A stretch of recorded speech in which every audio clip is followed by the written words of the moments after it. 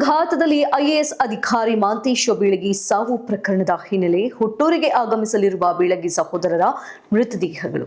ಬೆಳಗಾವಿ ಜಿಲ್ಲೆಯ ರಾಮದುರ್ಗ ಪಟ್ಟಣದ ನಿವಾಸಿಯಾಗಿರುವ ಮಾಂತೇಶ ಬೀಳಗಿಯವರು ಕಲಬುರಗಿಯಿಂದ ತಡರಾತ್ರಿ ಹೊರಟು ಬೆಳಗಿನ ಜಾವ ರಾಮದುರ್ಗ ತಲುಪಿರುವ ಮೃತದೇಹ ಬಂದ ನಂತರ ಸಾರ್ವಜನಿಕರ ದರ್ಶನಕ್ಕೆ ಅವಕಾಶವನ್ನು ಕಲ್ಪಿಸಿಕೊಡಲಾಗಿತ್ತು. ಮಧ್ಯಾಹ್ನ 3 ಗಂಟೆಗೆ ನಂತರ ಅಂತ್ಯಕ್ರಿಯೆ ನೆರವೇರಿಸಲಾಗಿದೆ. ರಾಮದುರ್ಗ ಹೊರವಲಯದಲ್ಲಿ ಹಲಗತ್ತಿಯಲ್ಲಿರುವ ತೋಟದಲ್ಲಿ ಅಂತ್ಯಕ್ರಿಯೆಯನ್ನು ನೆರವೇರಿಸಲಾಗುವುದು ಎಂದು ತಿಳಿದು ಬಂದಿದೆ.